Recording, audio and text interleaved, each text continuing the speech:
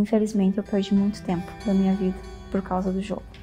Se eu tivesse perdido já de início, talvez eu tivesse parado. Só que eu já comecei ganhando e eu continuei ganhando. Então eu já cheguei a colocar 6 mil numa plataforma e perder tudo em menos de meia hora.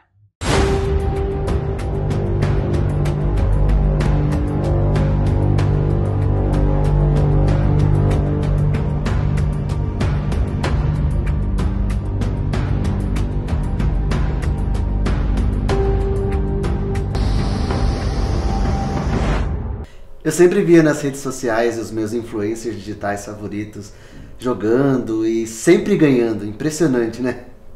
Tem até algumas músicas que eu escuto que falam sobre o tigrinho soltar a carta.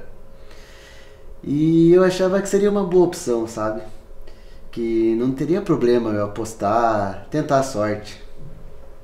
A Virgínia, ela é uma personagem também. Todo influenciador é um personagem também. Ele traz todo aquele estilo de vida, né, toda aquela coisa glamurosa no caso da Virgínia, mas a gente sabe que aquele é um personagem, muito do que ela traz ali é cenário, é um pouco para engajar. Então ela coloca a aposta nesse contexto. O influencer, ele monta um personagem, ele monta um enredo, e é que nem um filme. A rede social está cada vez mais profissional, eles são profissionais. Jogo do aviãozinho, que você ganha uma graninha extra, se diverte, joga. Você apostou 20? Apostei 20, peguei 46. Calma que eu vou ganhar mais agora.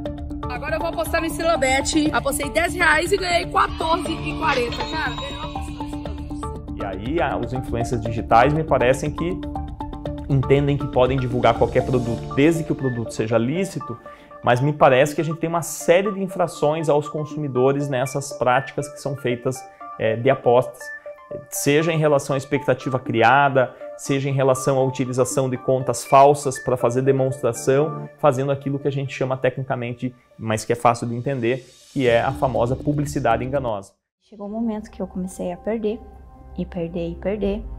Aí, de início, eu comecei a colocar dinheiro do meu salário mensal, né, no jogo. Comecei a colocar o salário inteiro, aí perdia, aí não tinha dinheiro para pagar as contas.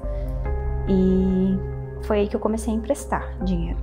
Comecei a emprestar de amigos, né? E depois de parente e de todo mundo que eu consegui. Aí vieram os agiotas. Ainda não temos decisões judiciais condenando de modo mais recorrente influências digitais em sentido amplo.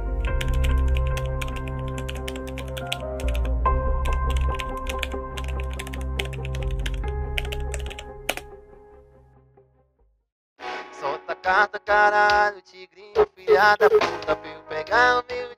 Fico bem novinho, taca silicone só jogando no tigrinho. A puta com dinheiro, tigrinho.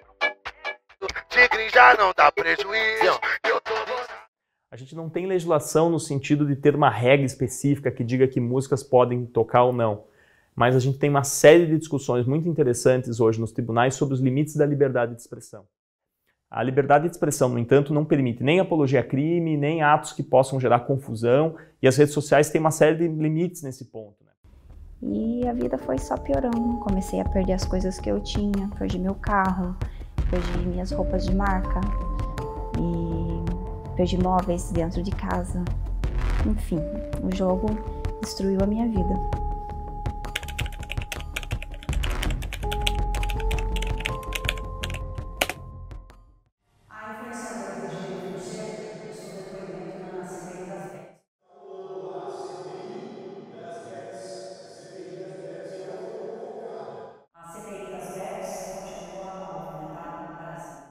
Uma casa de apostas para vir para o Brasil, ela precisa pagar uma licença no valor de 30 milhões de reais.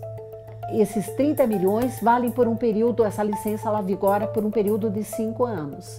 30 milhões de reais pode, a grosso modo, dizer não, mas é um bom dinheiro. Mas se a gente pensar sobre o ponto de vista que hoje, por mês, as casas de apostas estão faturando 30 bilhões de reais, então a taxa que elas pagam de licença para entrar no país é irrisória em relação ao que elas ganham. Por outro lado, também há para o Estado um impacto econômico enorme que diz respeito à arrecadação de impostos, o que não se observava em relação a essas plataformas, sobretudo se a gente for pensar até 2018 em especial, em que as plataformas operavam, mas sem muito recolhimento de impostos. E aí, a partir de 2023, isso se intensifica de uma maneira muito impactante também para o orçamento brasileiro. O governo até agora não mostrou nenhum balanço do que ele tem feito com esse dinheiro. Então, é outro problema que tem que ser estudado. A própria CPI está averiguando isso. É muito importante que se façam CPIs. Que a senhora aparece jogando foram gravados com essa conta real? Não. Foi o maior valor que a senhora recebeu por uma campanha de apostas? Eu me reservo no direito de ficar calada. Será que eu estou causando algum tipo de dano a algumas pessoas? Isso te passa pela cabeça? Não, eu não tenho essa noção. Sabe o que eu estou sentindo aqui na CPI é que o tratamento com a Virgínia ontem foi diferente do meu. É isso, que Deus abençoe nossa audiência. Bora pra cima. Eu acho que precisa, de fato, ter uma discussão, como está tendo na CPI, mas uma discussão um pouco mais séria, um pouco mais fundamentada tecnicamente, e precisa, a exemplo de que foi feito da indústria do cigarro, da indústria da bebida alcoólica, ele precisa, de fato, de uma regulamentação muito forte. E o fato de terem aberto uma CPI e chamar as pessoas para conversar, não é nem depoimento, como você colocou, eu acho que mostra uma certa complacência do nosso Congresso em relação a isso. O Congresso, pelo jeito, não está olhando para o problema do ponto de vista social. O Congresso não está fazendo uma das suas funções mais fundamentais, que é proteger o cidadão. Teve uma fase lá muito ruim, né, que eu tentei tirar a minha própria vida, porque já não aguentava mais viver naquela situação. E foi quando eu tive um concerto com Deus, né? Eu falo que eu chamei ele para uma conversa e ele sentou e me ouviu, segurou minhas mãos e me abriu os caminhos, né? Então, em primeiro lugar, assim, desculpa, em primeiro lugar foi Deus, né? Depois o JA e aí os acompanhamentos médicos e tudo tá indo bem, tudo tá dando certo.